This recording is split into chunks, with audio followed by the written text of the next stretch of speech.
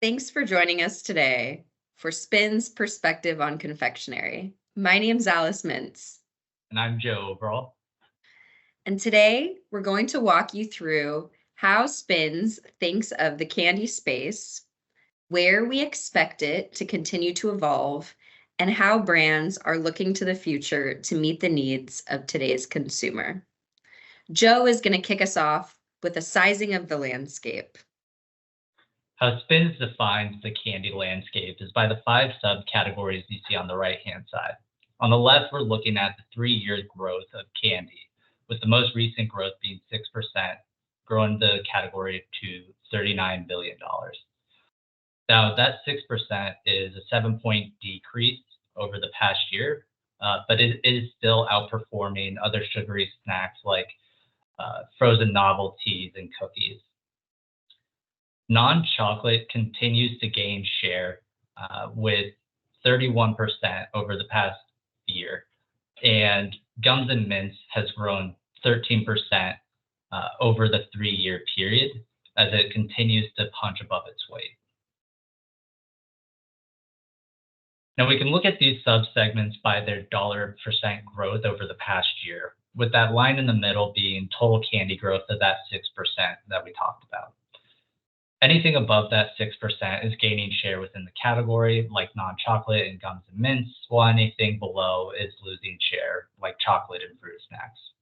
On the bottom half, we're looking at the total dollars over the past year, as well as the units and average price percent change. Looking at the total candy category, we can see that the price is increasing across and really driving the growth.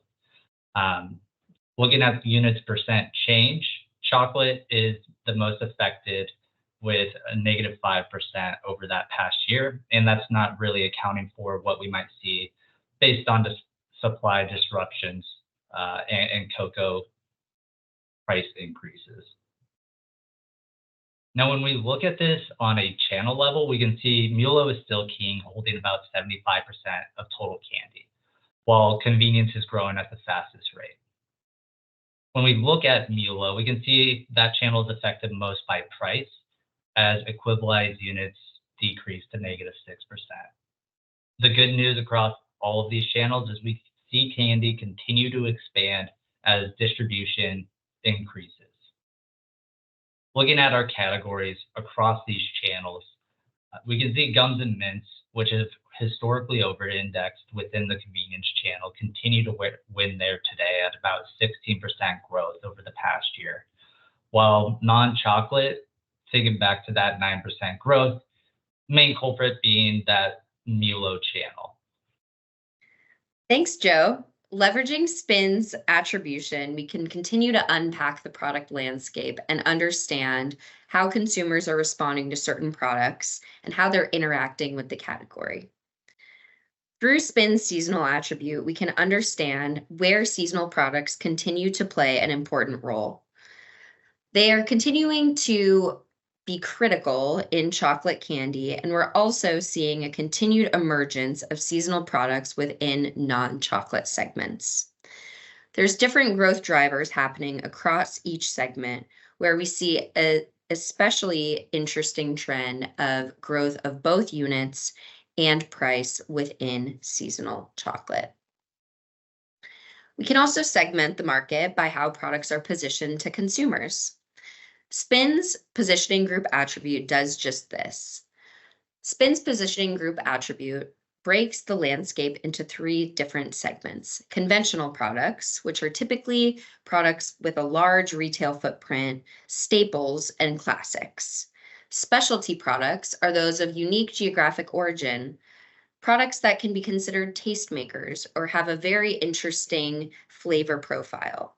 And our natural products. Natural products typically have an elevated ingredient list, certification strong, and have an eye to having a clean formulation. In the chart below, you're looking at the confectionery category by these 3 positioning groups. We see that conventional products still hold about 87% share of the segment, but natural products are growing at almost twice that rate, at 14% versus a year ago. Specialty products continue to gain distribution, and we see price increases across all segments. We can understand where there is opportunity for innovation and disruption by looking at each subcategory of confectionery. We can see that specialty products hold the largest share of chocolate, but there's opportunity and continued disruption that's happening across both the natural and specialty segments, particularly in non-chocolate and in gums and mints. There's a world of opportunity for new brands to come in and understand what consumers are looking for. 4 main consumer mentality shifts are happening across the industry and manifesting in candy as well. Lifespan to health span. Consumers are seeking ways to improve their mental acuity and physical agility. There are 3 main areas that we're watching when we see this mentality shift coming to life in confectionery. The first is oral fixation. Consumers are continuing and starting to have increased focus on how they can improve their oral health. Additionally, with the rise in popularity of nicotine in new formats, we're seeing consumers gravitate towards products that they can leverage in order to keep their mouths busy. This is happening in the gum segment, where we see a rise in new products that leverage specific functional ingredients. In the chart below, you're looking at the growth rates and size of different types of sweeteners across the candy landscape. This is always an interesting space, as there is a swapping out and a reformulation that continues to happen across brands as they seek to find ways to offer low-calorie products that still have a great taste profile and are not detrimental to your gut biome. We see an increase in xylitol and a prevalence of its inclusion into products because of all of the preventative properties and benefits that it provides to the biome of your mouth. Consumers continue to have an eye to their sugar consumption. There are ways that we're seeing brands provide sweetness without having to be very calorically dense. And fruit helps us do just this. There's a revamp of classic confectionery formats that are leveraging fruit as their base. This provides a clean ingredient list, but also a lot of flavor. When we look at the fastest growing product types, we see emerging products leading with fruit formats and also incorporating functionality. There continues to be freeze-dried innovation, a format that is bringing a new texture to an established space, and lifestyle brands continue to enter, providing low sugar alternatives to classic candy formats. New global notions. Consumers want adventure. They look to their food and fun in candy to bring them a sense of gastrotourism. We cannot talk about confectionery without touching on the rise of Swedish candy, and we expect this desire for uniqueness to continue to proliferate across the landscape. Additionally, we're closely monitoring new forms of sour and international flavors that continue to gain prominence and find their footing in the mainstream. Other countries can provide inspiration of formats of candy. Gelatinous textures continue to make their way into all segments of the grocery store, but in candy, it's very interesting to see how there is the overlap between these jelly formats and traditional gummies. Protecting the planet. Consumers continue to care about the flora, fauna, their families, and the health of farm workers.